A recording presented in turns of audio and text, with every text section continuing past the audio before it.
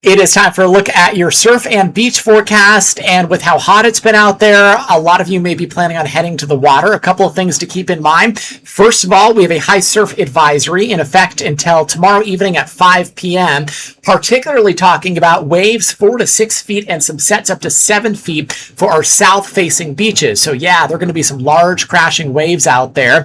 However, it's not just the south-facing beaches that could be running into some big waves too. I want to go area by area, look at your forecast for each beach that we have. Starting in Oceanside Harbor in North County, some 4 to 5 feet waves this weekend. OC Pier about 2 to 3 feet. Carlsbad Beach about 4 to 5, so some larger waves there too.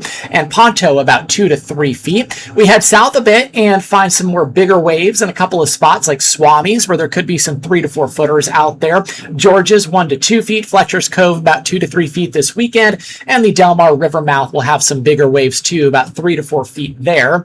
As we head into the South Bay and closer to downtown San Diego, La Jolla Cove will have some waves 2 to 3 feet this weekend. Bird Rock 2 to 3 feet as well. 3 to 4 in Mission Beach. Ocean Beach about 2 to 3 in Coronado will have some 1 to 2 footers. Now, on top of the fact that we're going to have some bigger waves out there, there is also a coastal flood advisory in place through early tomorrow morning. So we're almost through with it. However, some minor coastal flooding remains possible during this evening's high tides, and some beach erosion can't be ruled out either. We've already seen some of those problems this week already. High tide tonight on this Friday night is at 10:42 p.m.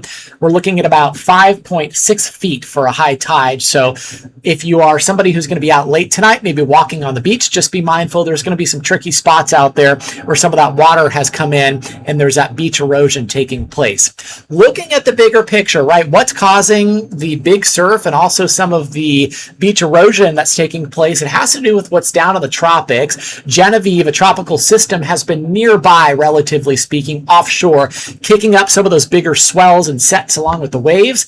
As we go through the next couple of days, notice how the wave heights here locally will start to decrease as Genevieve moves further out into the Pacific Ocean. So for us here locally, that high surf advisory will expire tomorrow on time, and the waves will come down a little bit, but perhaps still be a bit elevated at least through this weekend, and then waves stay pretty typical here into early next week. The other thing that's going to start to get better is our rip current forecast. The rips have been really bad out there. There's been some really strong currents. The forecast for tomorrow shows a moderate risk for rip currents at our local beaches. So not necessarily saying don't swim, just make sure that you're aware of the fact that there are possibly going to be some stronger rip currents out there in a few isolated locations.